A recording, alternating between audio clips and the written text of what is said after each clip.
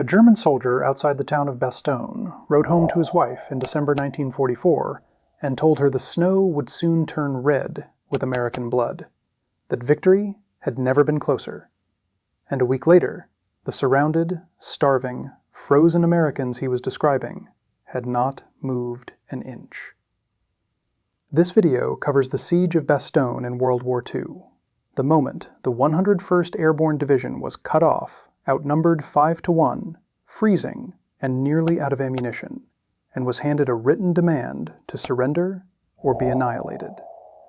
It covers the one-word answer the American commander gave, why the Germans could not break the perimeter, and how a battle that should have been lost became one of the most famous stands in American history.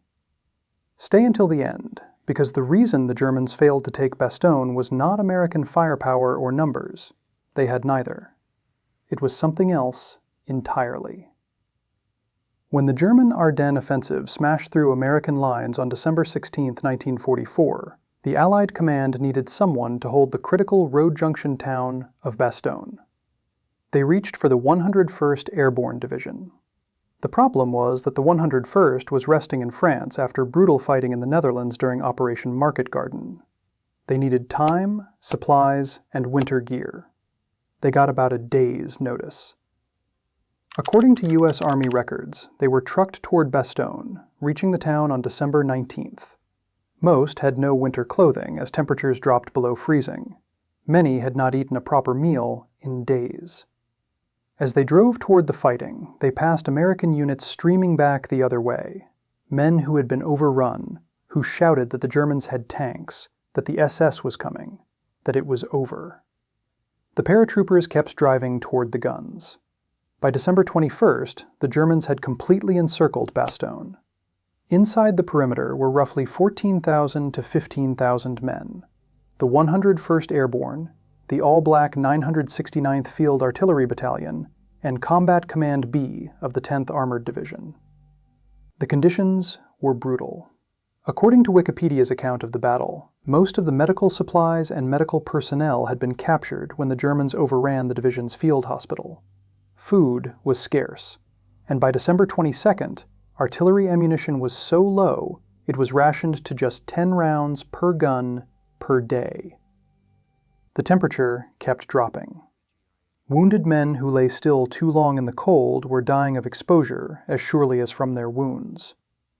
Outside the perimeter, the Germans had armor, artillery, and superior numbers in every category that is supposed to decide a battle. One German soldier wrote home that the snow would turn red with American blood, that victory had never been closer.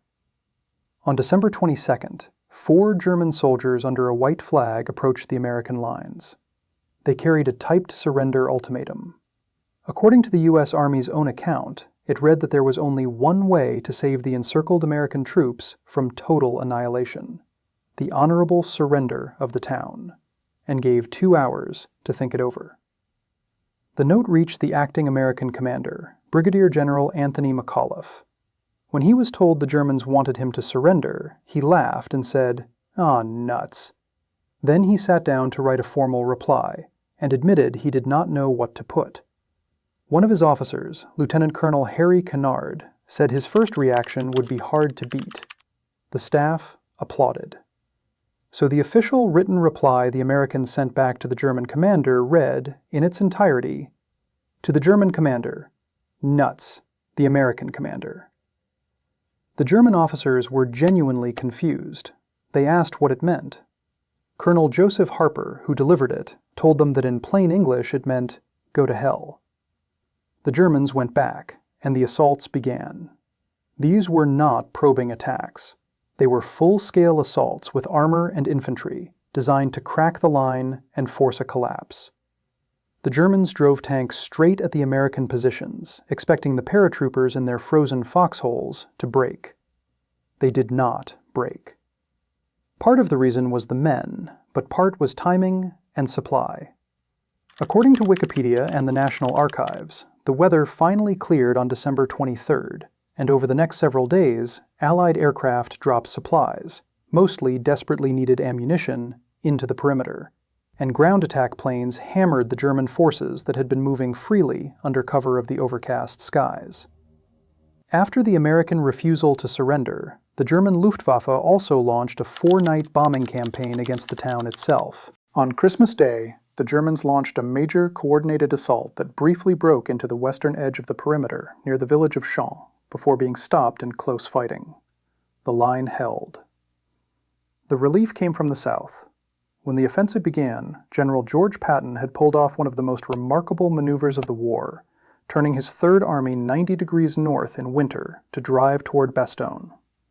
On December 26, 1944, the lead element of Patton's Third Army, the 37th Tank Battalion of the 4th Armored Division, broke through to Bastogne, ending the siege after the encirclement had held for days.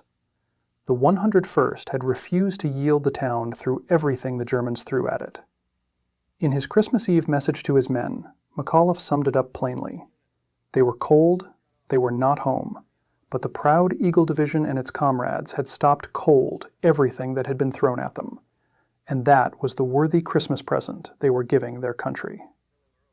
The Battle of the Bulge as a whole cost the U.S. Army around 75,000 casualties, the bloodiest battle for American forces in World War II. The 101st alone suffered thousands. It is worth being honest about one thing.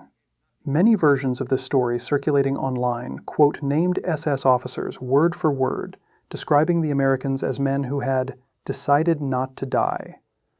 Most of those specific quotes cannot be traced to any real document. But the verified record needs no embellishment.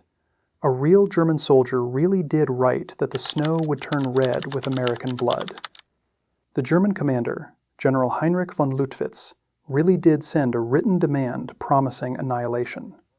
And the surrounded, freezing, out-of-ammunition Americans really did answer with a single word: nuts. And then held.